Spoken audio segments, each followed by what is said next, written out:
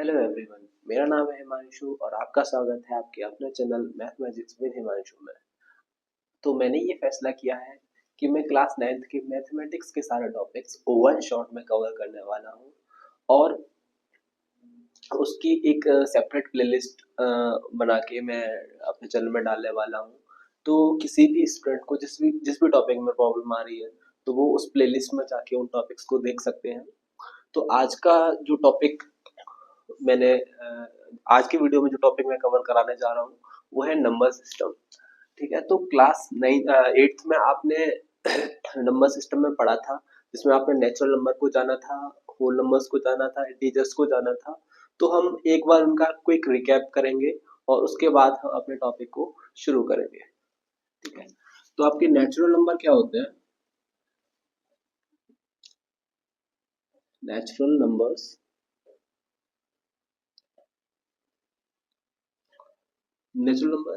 आपके होते हैं 1, 2, 3, 4, 5 and so on till infinity.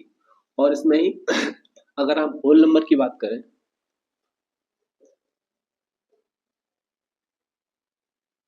Whole numbers की, तो होल नंबर्स आपके 0 से स्टार्ट होके 1, 2, 3, 4, 5 dot dot dot till infinity, ये आपके होल नंबर्स होते हैं। ठीक है, अगर हम होल नंबर्स को नंबर लाइन पे रिप्रेजेंट करें तो ये क्या हो जाएगा? आपका 0 हो जाएगा, ये आपका एक्स एक्सिस हो जाएगा, ये आपका माइनस एक्स एक्सिस हो जाएगा, ये आपका वाई एक्सिस हो जाएगा और ये माइनस वाई एक्सिस।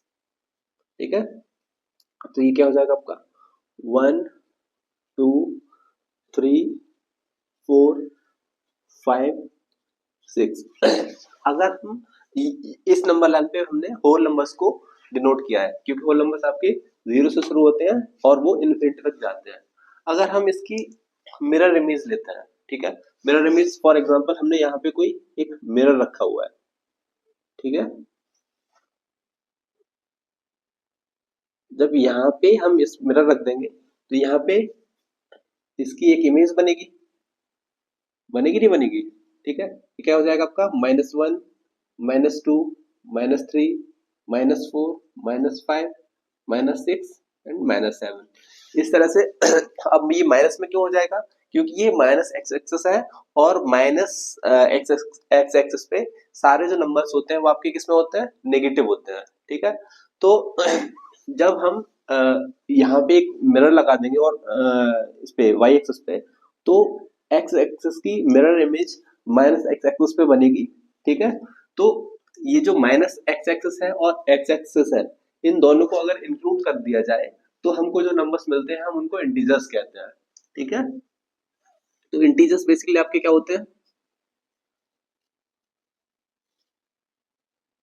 इंटीजर्स आपके होते हैं 0, +-1, +-2, +-3, +-4 एंड सो ऑन टिल 850। ठीक है, तो ये आपके क्या होते हैं? इंटीजर्स होते हैं। उम्मीद करता हूँ आप लोगों को यहाँ तक समझ में आया होगा। इसको मैं रब किए दे रहा हूँ। हाँ, और आप लोगों से एक रिक्वेस्ट है कि मैं जो भी बता रहा हूँ आप उनके नोट्स बनाते चलिए, क्योंकि क्या होगा कि आप इन टॉपिक्स को कवर करेंगे, ठीक है, और कुछ समय बाद आप भूल जाएंगे। तो नोट्स बनाने का एडवांटेज आपका ये रहेगा कि आपको वापस से क्लास करने की जरूरत नहीं है। तो आप क्या कर सकते हैं? आप नोट्स से उन टॉपिक को कवर कर सकते हैं, एक बार क्विक रिकैप कर सकते हैं जिससे आपको आपके फर्दर एग्जाम में प्रॉब्लम ना हो। ठीक है, तो यहाँ पे हमने क्या कवर किया? अभी नेचुरल नंबर को कवर किया, होल नंबर्स को कवर किया और इंटीजर्स को जाना। ठीक है, अब बात करते हैं हम इरेशनल नंबर्स की। ठीक है, सॉरी, इरेशनल नंबर से पहले हम रेशनल नंबर की बात करेंगे। रेशनल नंबर्स की, ठीक है, तो जबकि जो रेशनल नंबर्स होते हैं उनकी जो फॉर्म होती है वो कैसी होती है, पी बाई क्यू की फॉर्म होती है। ठीक है, ठीक है। तो यहाँ पे इनकी जो फॉर्म होती है वो पी बाई क्यू की फॉर्म होती है। यानी कि ऐसे नंबर्स जिनको पी बाई क्यू की फॉर्म में रिप्रेजेंट किया जा सके, ऐसे नंबर्स को हम क्या कहते हैं, रेशनल नंबर्स कहते हैं। ये हमने पिछली क्लास में पढ़ा हुआ है।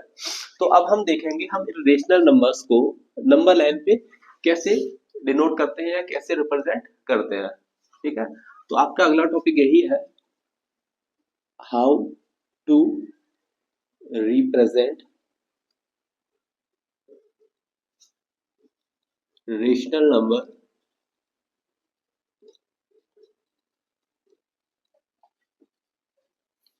ऑन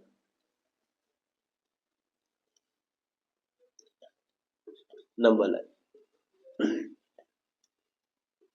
ठीक है, तो इसके लिए हम एक एग्जांपल लेते हैं।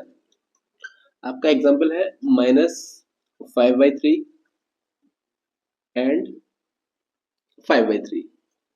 ठीक है, हमको क्या करना है, इनको हमको नंबर लाइन पे रिप्रेजेंट करना है। तो इसके लिए सबसे पहले हम क्या करते हैं, एक नंबर लाइन खींच लेते हैं। ठीक है, ये एक नंबर लाइन हमने ड्रॉ कर ली। ठीक है, और यहाँ पे कोई ये जो पॉइंट है ये 0 है। ठीक है, अब हमको क्या करना है, देखो इसमें एक जो नंबर दे रखा है वो आपका नेगेटिव में दे रखा है। ठीक है, तो जब ये नेगेटिव में है तो ये कहीं ना कहीं जीरो के इस साइड पे लाई करेगा। ठीक है, जो -5/3 है वो -x पे लाई करेगा। क्यों करेगा, क्योंकि ये नेगेटिव में है और ये नंबर पॉजिटिव में है। ठीक है, तो ये कहीं ना कहीं एक्स एक्सिस पे लाई करेगा। ठीक है, तो हम क्या करते हैं, ये 0 हो गया, 1 2 3 4 5, 1 2 3 4 5।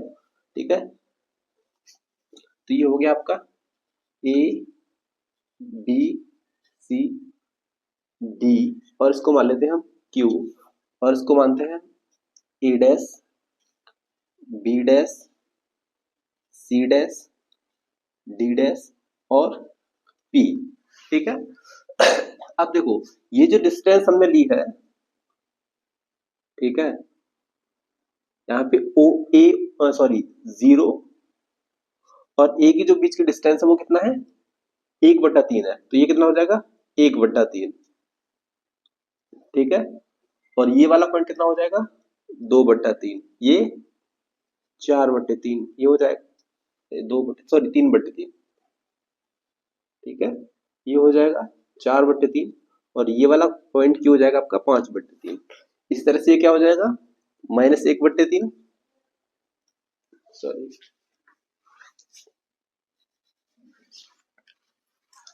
ये हो जाएगा -1/3 -2/3 -3/3 -4/3 और -5/3।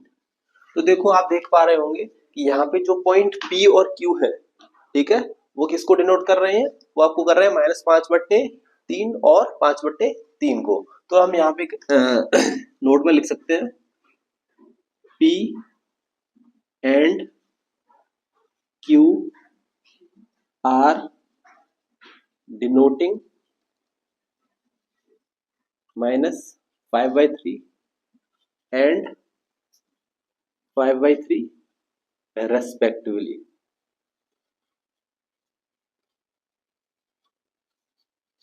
ठीक है, तो समझ में आया आप लोगों को, है ना। उम्मीद करता हूं आप लोगों को समझ में आया होगा। चलिए अब हम इसको रब किए दे रहे हैं और आगे बढ़ते हैं।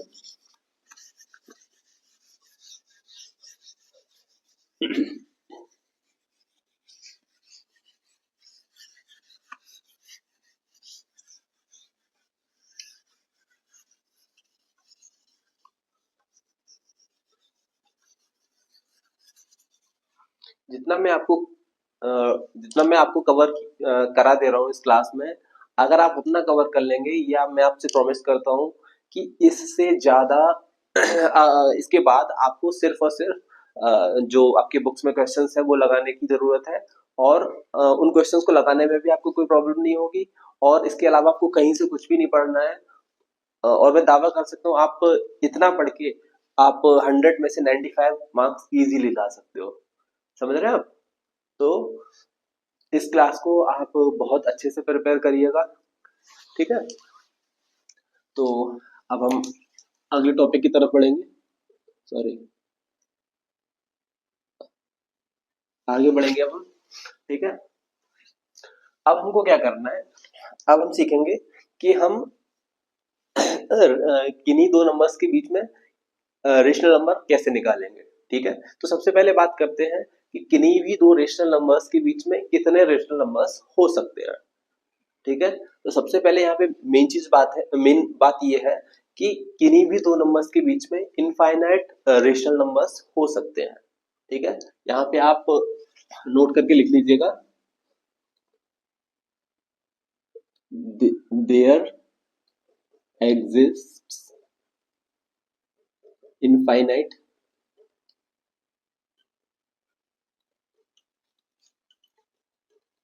Rational numbers between any two numbers, ठीक है? तो आपके कोई भी दो नंबर्स हैं उनके बीच में इनफाइनाइट रेशनल नंबर्स एग्जिस्ट करेंगे, ठीक है? और रेशनल नंबर क्या होते हैं बेसिकली हमने ये जाना ही है, और हमने पिछली क्लास में भी पढ़ा है कि जो नंबर पी बाई क्यू की फॉर्म, पी अपॉन क्यू की फॉर्म में होते हैं वो क्या कहलाते हैं, आपके रेशनल नंबर कहलाते हैं, ठीक है? तो यहाँ पे हम क्वेश्चन करते हैं, find a rational number between 1/2 and 2/3, ठीक है? हमको इन दोनों के बीच में क्या करना है, एक रेशनल नंबर निकालना है। तो कैसे निकालेंगे हम, ठीक है? तो बहुत सिंपल है, इसका एक फॉर्मूला होता है x plus y by two, यानी कि अगर हम इन दोनों का एवरेज ले लें, ठीक है? एवरेज पढ़ा है आपने पिछली क्लास में, 8th में आपने पढ़ा होगा एवरेज क्या होता है। एवरेज जब हम किसी भी नंबर का लेते हैं, है ना, आपने पढ़ा है ना, तो एवरेज जब हम किसी भी नंबर का लेते हैं तो जो उसका एवरेज होता है वो कहीं ना कहीं उन दो नंबर्स के बीच, उन दो नंबर्स के ठीक बीच की वैल्यू आती है, ठीक है? तो यहाँ पे ये जो नंबर आएगा, ठीक है, x plus y by two, देखो सबसे पहले देखेंगे कैसे करेंगे इसको, 1/2 प्लस 2/3 अपॉन 2, क्या करेंगे आगे इनका एलसीएम लेंगे, कितना हो जाएगा 6 हो जाएगा, 3 प्लस 4/2 कितना हो जाएगा 7/12। तो ये 7/12 इन दोनों के बीच का रेशनल नंबर निकल के आएगा, ठीक है? तो ये सबसे बेसिक मेथड है आपका किन्हीं भी दो नंबर्स के बीच में रेशनल नंबर निकालने का, क्या है, उन दोनों नंबर्स का एवरेज ले लेना है, ठीक है? ये हो गया आपका पहला क्वेश्चन।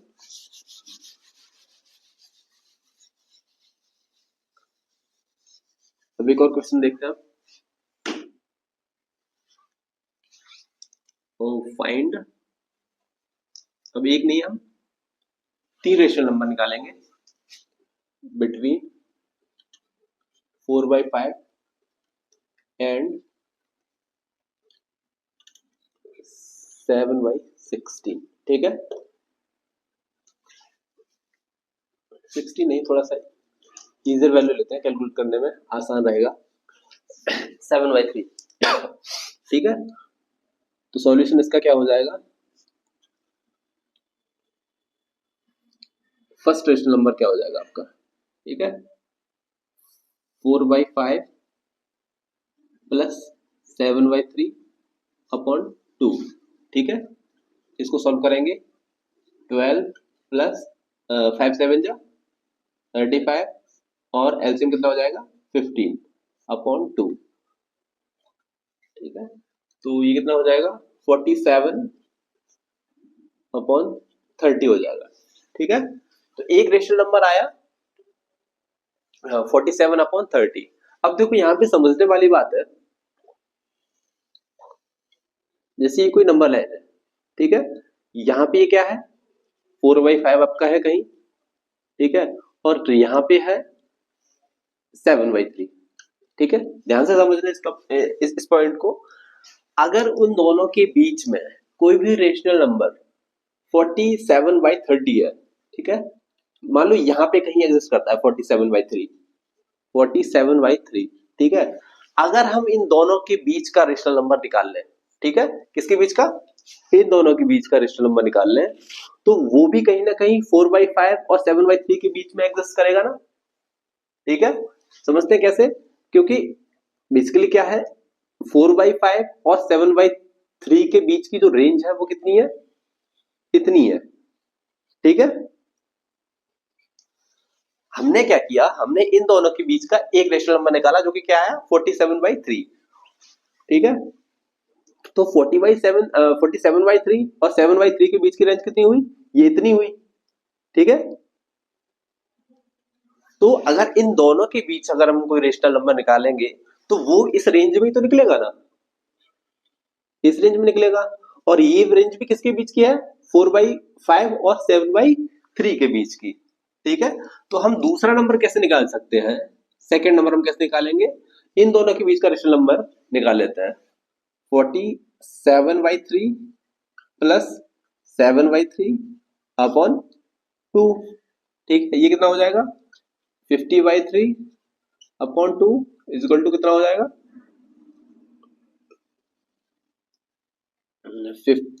सॉरी 50/6 कितना हो जाएगा 25/3। समझ में आया, तो यहाँ पे हमको एक और नंबर मिल गया जो कितना है, ये मान लो यहाँ पे कहीं लाई करता है 25/3 मिल गया हमको। ठीक है, और अगर तीसरा नंबर हमको निकालना है तो तीसरा नंबर कैसे निकालेंगे, इन दोनों के बीच का कोई रेशनल नंबर निकाल दो। ठीक है, कैसे निकालेंगे 4/5 प्लस 47/3, सॉरी इट वाज 47/30, मैंने कैलकुलेशन का मिस्टेक कर दिया, तो इसको 30 ले लेते हैं। ठीक है, यहाँ भी 30 ले लेते हैं, यहाँ सॉरी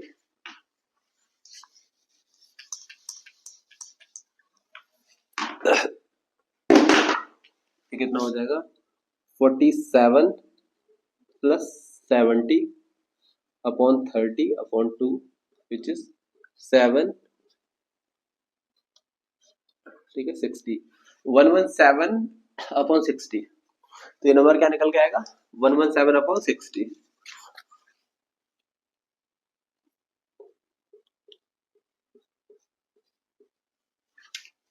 ठीक है, थोड़ा सा कैलकुलेशन का प्रॉब्लम हो गया।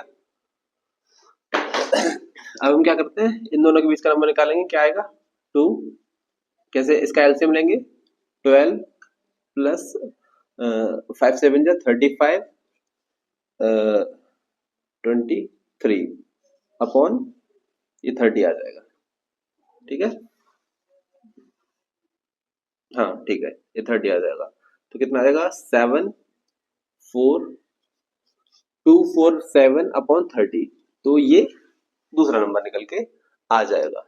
ठीक है, यहां तक किसी को कोई प्रॉब्लम, उम्मीद करता हूं आपको किन्हीं भी दो रेशनल नंबर्स के बीच में हम, अब देखो क्या करेंगे, अगर हमको इनके बीच में कितने भी जो है रेशनल नंबर निकाल सकते हैं, अगर हम इन दोनों के का एवरेज ले लेंगे तो फिर जो रेशनल नंबर आएगा वो भी इन दोनों के बीच में आएगा, वो कहीं यहाँ पे कहीं लाई करेगा और वो भी इसी रेंज में होगा। तो हम क्या करेंगे कि जितने भी नए नंबर हमको मिलते जाएंगे, ठीक है ना, नए रेशनल नंबर जितने भी मिलेंगे उनका हम पिछले नंबर के साथ एवरेज ले लेंगे, तो जो नंबर आएगा वो भी उन दोनों नंबर के बीच में ही लाई करेगा।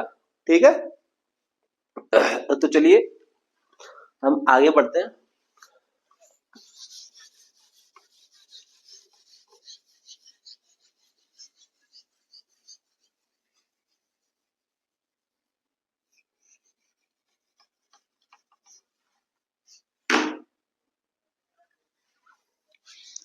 Find 10 rational number. अब हमको क्या करना है, 10 रेशनल नंबर पता करना है किसके किसके बीच में, -3/11 एंड 13/11 के बीच में। ठीक है, तो देखो यहाँ पे आप देख पा रहे हो डिनोमिनेटर जो है वो सेम है, लेकिन क्या है न्यूमरेटर जो है जो आपका है वो वेरी कर रहा है। ठीक है, जैसे फॉर एग्जांपल ये नंबर लाइन होगी, यहाँ पे आपका -3/11 और यहाँ पे आपका 13/11।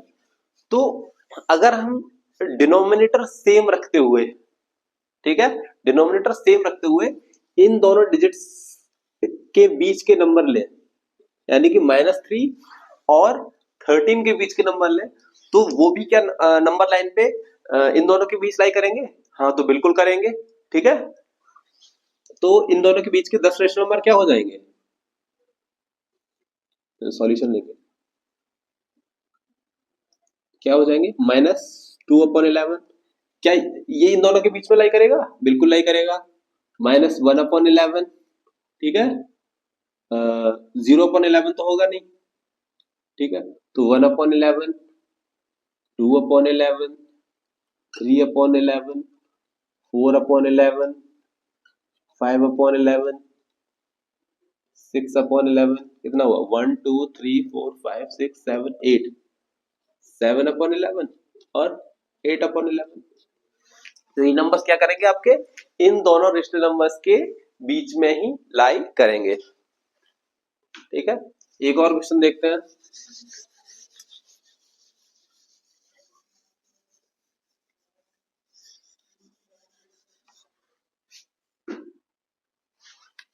आपको क्या करना है, 100 रेशनल नंबर्स निकालना है किसके बीच में, माइनस -13, इसको ले लेते हैं -1/30 और 11/13। ठीक है, अब हम देखेंगे कि पहले हमको क्या था, पहले हमको 10 रेशनल नंबर निकालने थे। 10 रेशनल नंबर निकालेंगे इन दोनों के बीच में, तो हम वो अभी भी निकाल सकते हैं। ठीक है, कैसे, -1 से शुरू करेंगे, -1 छोड़ेंगे तो 1/13, 2/13, 3/13, 4/13। लेकिन अब हमको कितने रेशनल नंबर निकालने हैं, 1000 रेशनल नंबर निकालने हैं, सॉरी 100 रेशनल नंबर निकालने हैं। ठीक है, तो 100 रेशनल नंबर निकालने के लिए क्या करेंगे, हम इसमें इसके डिनोमिनेटर में और न्यूमरेटर में कितने का मल्टीप्लाई कर देंगे, 10 से मल्टीप्लाई कर देंगे। ठीक है, जैसे -1 -10 माइनस, इसमें न्यूमरेटर और डिनोमिनेटर से मैं अगर 10 का मल्टीप्लाई कर देंगे तो फ्रैक्शन पे कोई फर्क पड़ेगा, बिल्कुल नहीं पड़ेगा। ये कितना हो जाएगा, -10/130 एंड 110/130। ठीक है, क्लियर है, यहां तक समझ में आया। अब हमको क्या करना है, 100 रेशनल नंबर निकालने हैं, तो 100 रेशनल नंबर कौन से हो जाएंगे आपके, 1/130, 2/130। ठीक है, डॉट डॉट डॉट डॉट 100/130। तो ये आपके क्या हो जाएंगे, 100 रेशनल नंबर हो जाएंगे, और ये दोनों रेशनल नंबर भी इन दोनों के बीच में ही लाई करेंगे। ठीक है, उम्मीद करता हूं आपको यहां तक कोई भी प्रॉब्लम नहीं होगी। अब हम सीखेंगे कि किसी भी रेशनल नंबर को हमें डेसिमल में कैसे कन्वर्ट करना है। तो उसके लिए हमने कुछ एक एग्जांपल्स ले रखे हैं, है ना। तो अब हम इन एग्जांपल्स के जरिए इन रेशनल नंबर्स को डेसिमल में कन्वर्ट करेंगे। ठीक है, तो पहला एग्जांपल लेते हैं।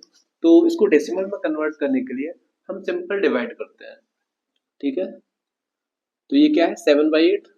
तो हम 7 को डिवाइड करेंगे किससे, 8 से।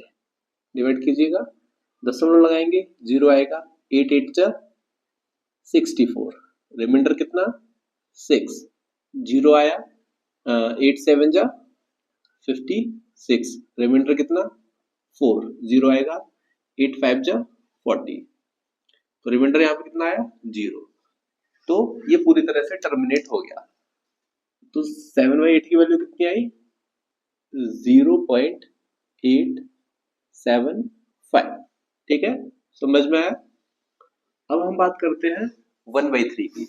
ठीक है, तो करिएगा, 1 को डिवाइड करते हैं हम 3 से, दशमलव लगाएंगे, 0 बढ़ाएंगे। क्यों बढ़ाएंगे? क्योंकि एक जो है 3 से छोटा है।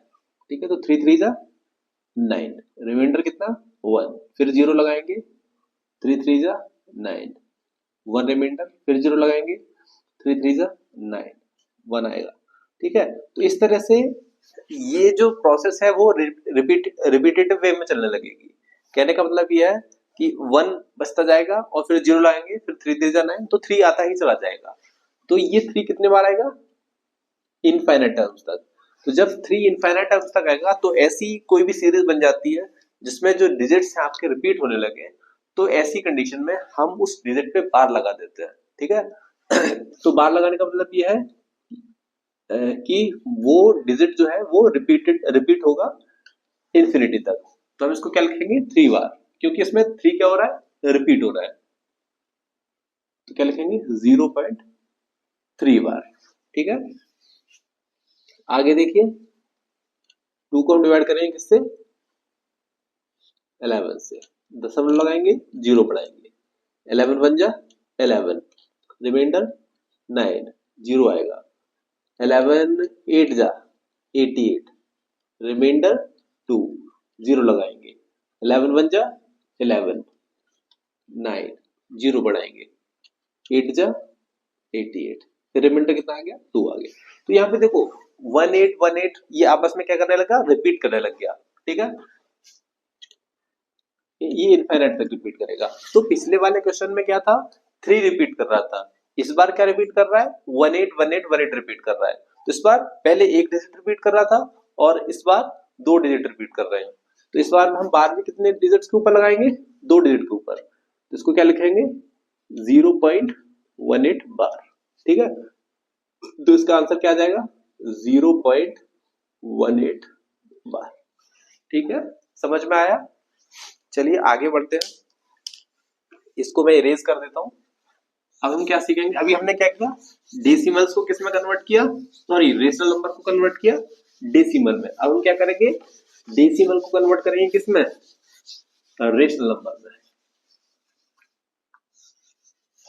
ठीक है, तो यहाँ पे आगे हम एडिंग डाल लेते हैं।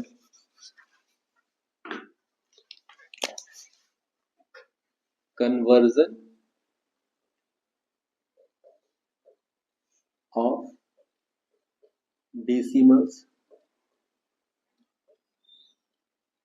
into rational numbers।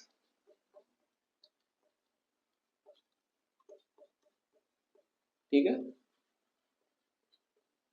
तो देखिएगा, इसके भी कुछ एक एग्जांपल लेंगे। 1 2 3। ठीक है, पहले लेते हैं 0.75 का। 0.75 को हमको किस में कन्वर्ट करना है? रेशनल नंबर में। फिर लेते हैं एग्जांपल हम 0.003 का। फिर लेते हैं एग्जांपल 0.0.78 का। ठीक है, तो ये कुछ एक एग्जांपल है। तो इसमें क्या करना होता है हमको? बेसिकली देखो, डेसिमल को जब रेशनल नंबर में कन्वर्ट करना है तो इसका मतलब क्या हुआ? हमको डेसिमल को क्या करना है? एलिमिनेट करना है। ठीक है, तो ये वाला देखिए, इसमें हम डेसिमल को कैसे एलिमिनेट करेंगे। ठीक है, तो 0.75 को 0.75 अपॉन 1 लिख सकते हैं क्या? लिख सकते हैं ना, कोई फर्क नहीं पड़ेगा। अब क्या करेंगे? हम इस डेसिमल को हम राइट हैंड साइड में शिफ्ट करेंगे। ठीक है, और आप जानते ही होंगे कि जब डेसिमल को राइट हैंड साइड पे एक प्लेस शिफ्ट किया जाता है तो डिनोमिनेटर में एक जीरो बढ़ जाता है, और जब 2 प्लेस शिफ्ट किया जाएगा तो 2 जीरो बढ़ जाएंगे, 3 प्लेस शिफ्ट किया जाएगा तो 3 जीरो बढ़ जाएंगे। इस तरह से ये प्रोसेस रिपीटेटिवली चलती रहती है। ठीक है, रिपीटेटिव वे में चलती रहती है। क्या करेंगे? इसको हम राइट हैंड साइड में शिफ्ट करेंगे। ठीक है, तो कितने प्लेस हमको शिफ्ट करना है जिससे कि डेसिमल एलिमिनेट हो जाए? तो हमको 2 प्लेस शिफ्ट करना होगा। ठीक है, तो क्या आ जाएगा? डेसिमल ये वैल्यू क्या आ जाएगी? 7.5 0, ठीक है। और 2 प्लेस शिफ्ट हुआ है तो नीचे डिनोमिनेटर में 2 0 ऐड हो जाएंगे, ठीक है। और जीरो से पहले डेसिमल लगाने कोई मतलब नहीं है, तो इसको हम 7 5 ही रहने देते हैं।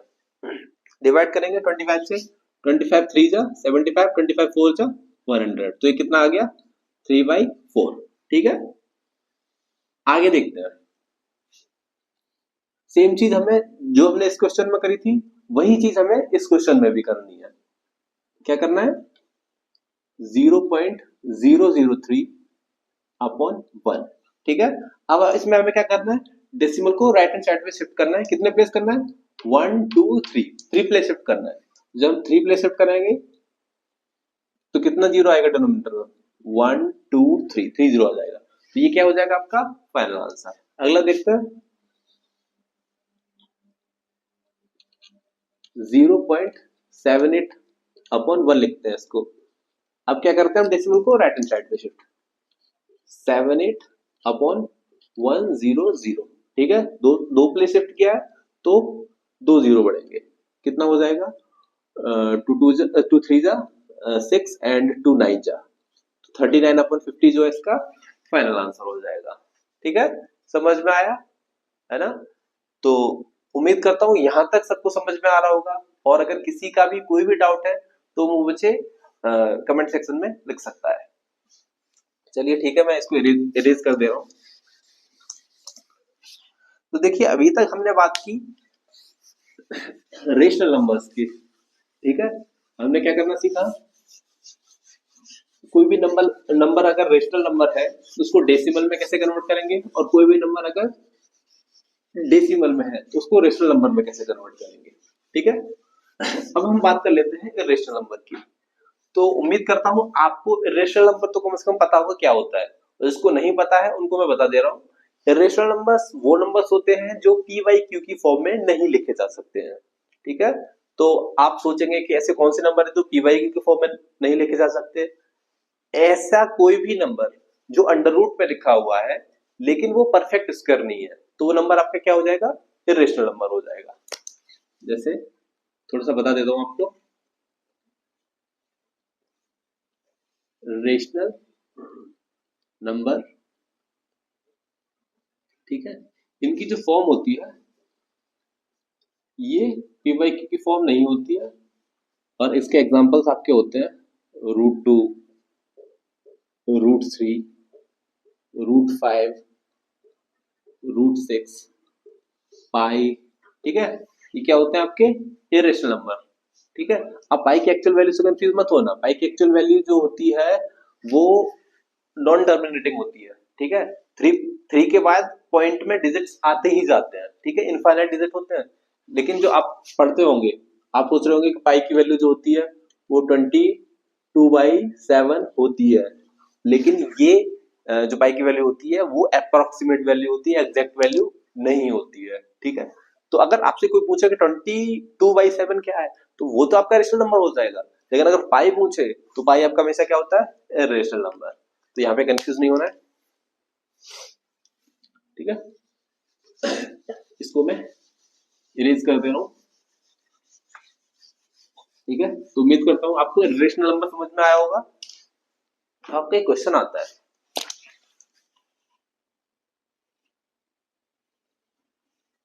Prove that √2 is irrational,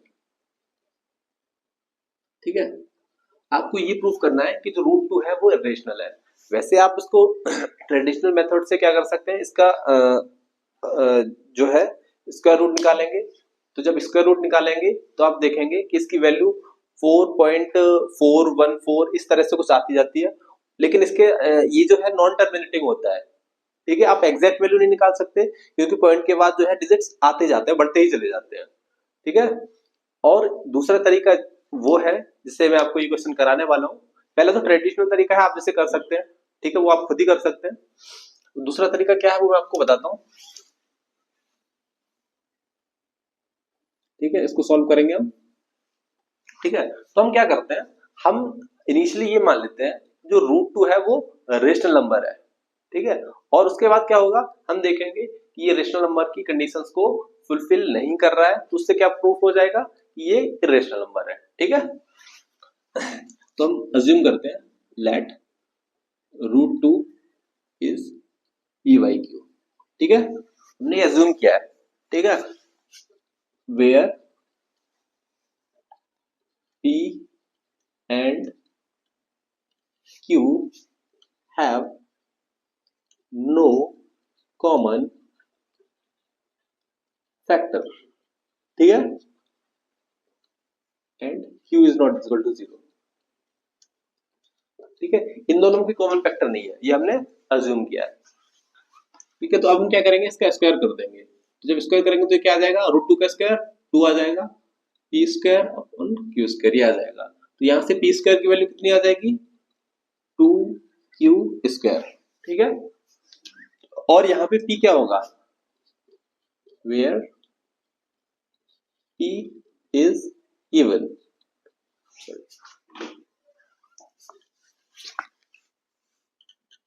even, ठीक है, अब इवन क्यों होगा, क्योंकि यहाँ पे जो p की फॉर्म है वो इवन फॉर्म है। ठीक है, अगर हम यहाँ पे अज्यूम कर लेते कि p जो है आपका इवन ना हो ऑड है, अगर p ऑड होता तो p की फॉर्म क्या होती,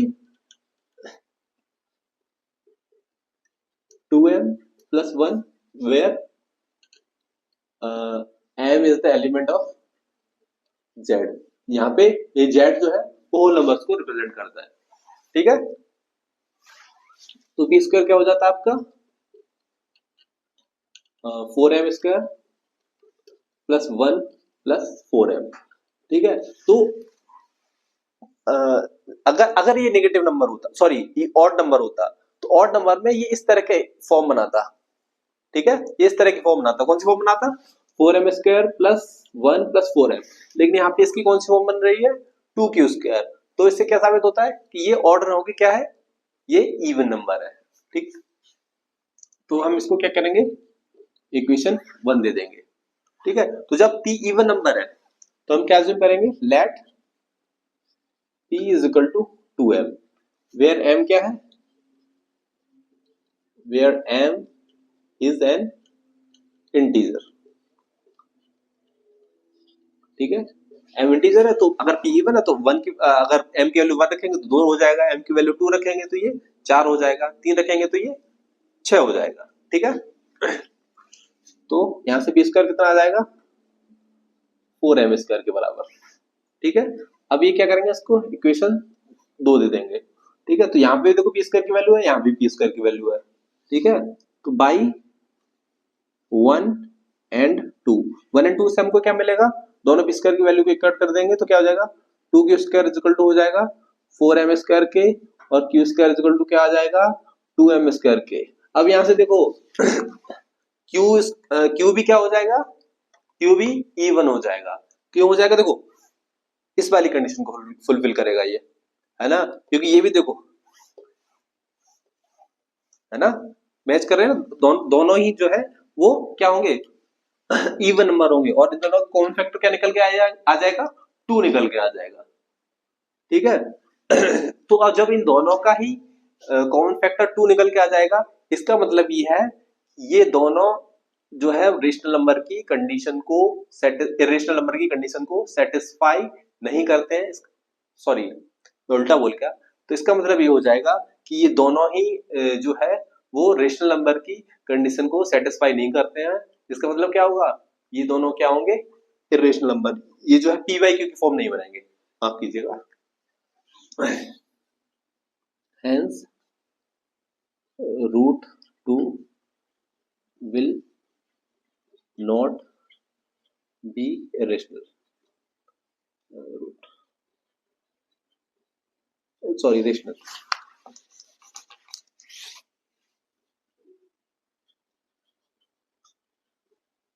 ठीक है,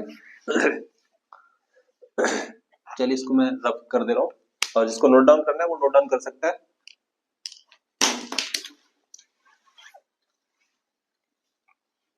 इसको मैं इरेज कर दे रहा हूँ।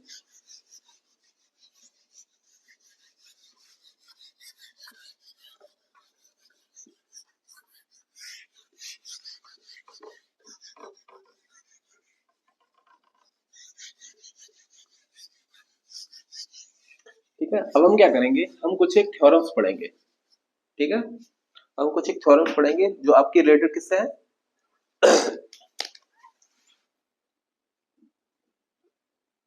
रेशनल नंबर और इरेशनल नंबर से रिलेटेड है। थ्योरम 1, ठीक है, ठीक है। तो ये थ्योरम्स आपकी बहुत इंपॉर्टेंट होने वाली है, आप इनको हमेशा याद रखिएगा क्योंकि ये एग्जाम में आपको डायरेक्ट पूछ ली जाती है। ठीक है, तो पहली थ्योरम ये है कि negative of an irrational number, negative of an irrational number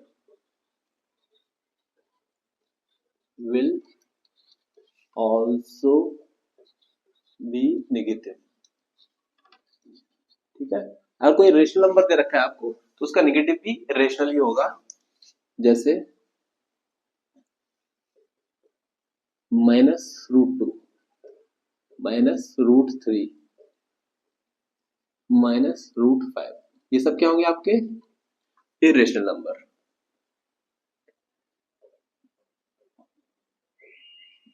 ठीक है, यहां तक समझ में आया कि किसी भी रेशनल नंबर का नेगेटिव जो होगा आपका वो क्या रहेगा, आपका इरेशनल ही रहेगा। दूसरा, sum of irrational and irrational number will be irrational। ठीक है, दूसरी तरह आपकी ये कहती है कि कोई भी एक ऐसा नंबर है जो क्या है आपका रेशनल और दूसरा ऐसा नंबर है जो इरेशनल है, तो उन दोनों का सम करेंगे तो इरेशनल ही आएगा। एग्जांपल 4 प्लस √3, ये क्या होगा आपका irrational.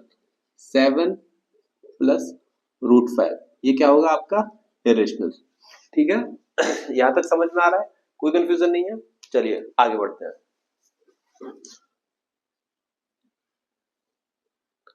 Theorem third, theorem third आपकी ये कहती है product of N rational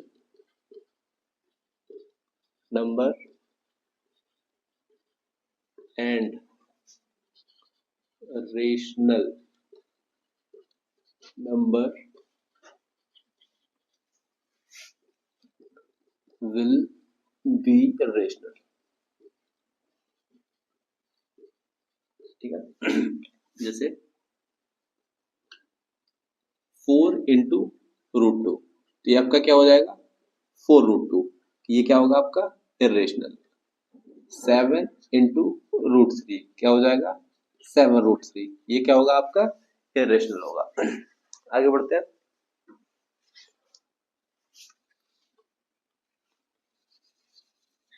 theorem third, theorem fourth,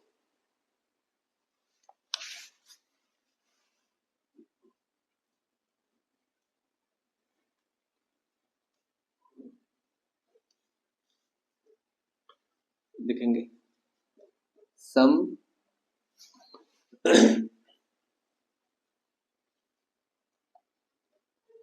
division,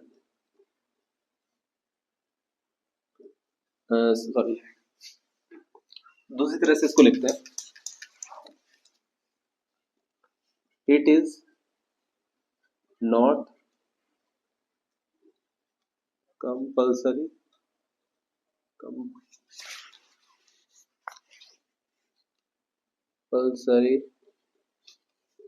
that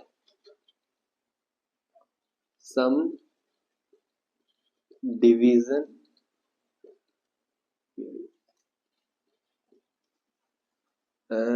multiplication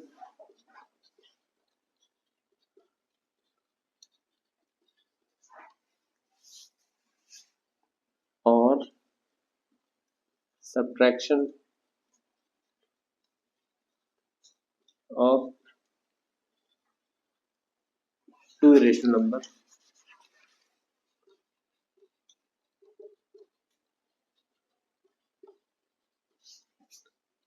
numbers is irrational। ठीक है। तो ये थ्योरम की कहती है कि कोई भी दो नंबर ऐसे हैं जो आपस में इरेशनल है, उनका सम, उनका सब्ट्रैक्शन, उनका डिवीजन और उनका मल्टीप्लिकेशन जरूरी नहीं है कि वो इरेशनल हो। ठीक है, हो भी सकता है और नहीं भी हो सकता है, दोनों कंडीशन होती है इसमें। ठीक है, जैसे क्या आप कहो कि √3 क्या है, √3 इरेशनल नंबर है, और दूसरा √3 लेंगे, ये भी क्या है, रेशनल नंबर है, तो ये क्या आ जाएगा, 3 आ जाएगा, जो कि क्या है, एक रेशनल नंबर है। ठीक है, एक और एग्जांपल लेंगे, √3 का मल्टीप्लाई अगर हम √2 से करेंगे, ठीक है, तो दोनों रेशनल नंबर है, तो यहाँ पे कितना आ जाएगा, √6। तो देखो यहाँ पे दो रेशनल नंबर का जो मल्टीप्लिकेशन है वो कितना आ रहा है, रेशनल नंबर आ रहा है, और यहाँ पे दो रेशनल नंबर का मल्टीप्लिकेशन इरेशनल आ रहा है। तो जरूरी नहीं है कि कि दो रेशनल नंबर का एडिशन, सब्ट्रैक्शन, डिवीजन और मल्टीप्लिकेशन भी इरेशनल ही ठीक है, हो भी सकता है और नहीं भी हो सकता है। ठीक है, इसको मैं इरेज कर दूं। ठीक है, ये चारों थ्योरम्स आप नोट डाउन कर लीजिएगा, बहुत ही इंपॉर्टेंट है एग्जाम के पर्सपेक्टिव से। ठीक है, डायरेक्ट स्टेटमेंट आ जाता है ना, और आपसे इससे क्वेश्चन पूछ लिया जाता है। तो उम्मीद करता हूं कि आप लोगों को यहाँ तक सारी चीजें समझ में आ रही होंगी, और जिसको कोई भी इश्यू है कहीं पे भी, वो मुझे चैट बॉक्स में, सॉरी माफ कीजिएगा, कमेंट सेक्शन में मुझे लिख सकता है ना, उसकी जो भी क्वेश्चन होंगे या क्वेरी होंगी उसको सॉर्ट आउट किया जाएगा। आगे बढ़ते हैं, रिप्रेजेंटेशन ऑफ इरेशनल नंबर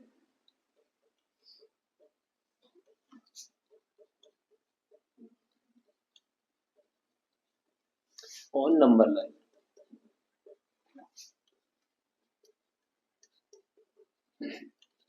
जो इरेशनल नंबर होते हैं उनको हम नंबर लाइन पे कैसे डिनोट करेंगे। ठीक है, ये चीज है। तो देखिए यहाँ पे थोड़ा सा आप ध्यान दीजिएगा। ठीक है, पहले सबसे पहले यहाँ पे हम इरेशनल नंबर ले लेते हैं, कौन कौन से होते हैं, कौन कौन से होते हैं, √2, √3, √5, √6, ठीक है, √7। ठीक है, इस तरह से ये आपके इरेशनल नंबर है, dot dot dot dot and so on. अब इनको हमें नंबर लाइन पे शो करना है। ठीक है,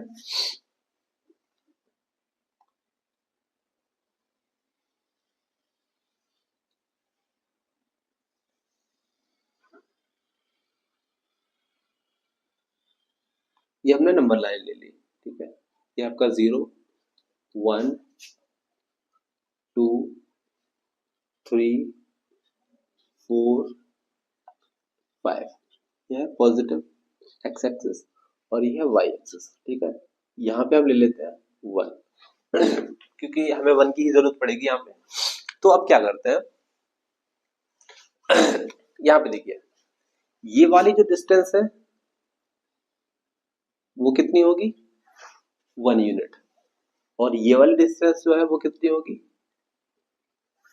1 यूनिट। ठीक है, तो अगर ये वाली 1 यूनिट है और ये वाली डिस्टेंस भी 1 यूनिट है, तो अगर हम इन दोनों को ऐड करते हैं, इन दोनों पॉइंट्स को ऐड करते हैं, ठीक है, तो ये क्या आ जाएगा आपका, क्या आ जाएगा, हाइपोटेन्यूज। ठीक है, तो पाइथागोरस थ्योरम से क्या होता है, हाइपोटेन्यूज का स्क्वायर होता है परपेंडिकुलर के स्क्वायर के और बेस के स्क्वायर के। ठीक है, तो यहाँ पे परपेंडिकुलर कितना है, 1 है, और 1 का स्क्वायर, तो बेस कितना है, वही 1 का स्क्वायर है, तो कितना हो जाएगा, 2 हो जाएगा। तो हाइपोटेन्यूज कितना हो जाएगा, √2। तो यहाँ पे ये वाली जो वैल्यू निकल के आएगी वो कितनी आएगी, √2। ठीक है, कोई डाउट, कोई कंफ्यूजन। ठीक है, तो अब हम क्या करेंगे, इस जो डिस्टेंस को ना कंपास में सेट करेंगे। ठीक है, इस डिस्टेंस को कंपास में सेट करेंगे और कंपास को यहाँ पे रख के एक आर्क यहाँ पे लगाएंगे। ठीक है, ठीक है, इस तरह से पहले क्या करेंगे, हम कंपास लेंगे, कंपास में ये वाली डिस्टेंस जो है लगाएंगे या उसको सेट करेंगे, और उसके बाद वही डिस्टेंस को यहाँ पे रख के यहाँ पे एक आर्क लगा देंगे। तो ये वाली जो डिस्टेंस होगी वो आपकी कितनी हो जाएगी, √2 हो जाएगी, नहीं हो जाएगी, हो जाएगी नहीं, है ना। जैसे ये 1 है, ये 1 है, ये वाला √2 हो जाएगा, इसको हम कंपास में भरेंगे और यहाँ पे एक आर्क लगाएंगे तो √2 हमको पता चल गया बेसिकली। ठीक है, इसको मैं इरेज कर दे रहा हूँ फर्दर समझाने के लिए, है ना। अब हमको क्या पता चल गया, अब हमको √2 पता चल गया।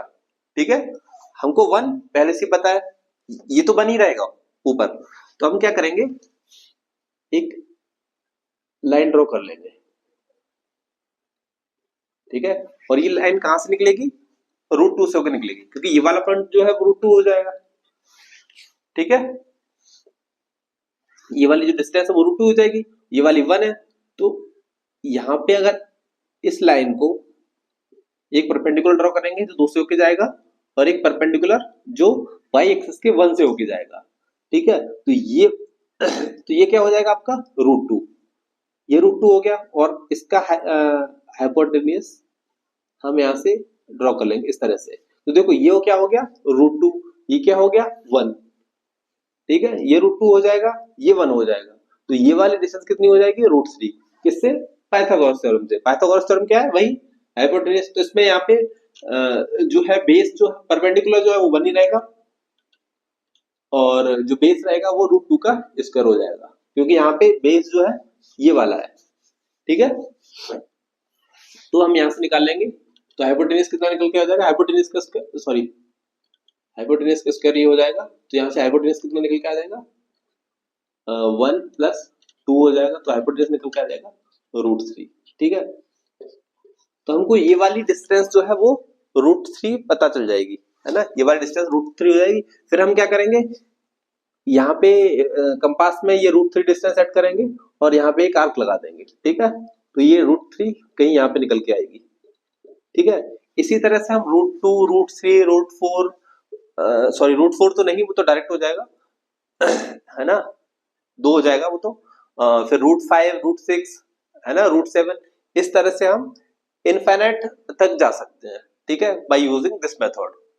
ठीक है, समझ में आया, आप लोगों को पता चला कि हम किसी भी इरेशनल नंबर को नंबर लाइन पे कैसे रिप्रेजेंट करेंगे। ठीक है, ऑल क्लियर, चलिए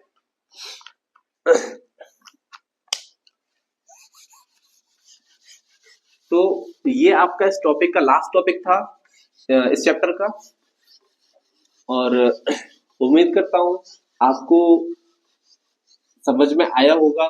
किसी का कोई भी डाउट है वो कमेंट सेक्शन में लिख सकता है और मुझसे डायरेक्ट क्वेश्चन कर सकता है ना, और मैं उसके क्वेश्चन को डेफिनेटली जो है एड्रेस करूंगा। ठीक है, चलिए okay, bye bye, take care, अपना ख्याल रखिए।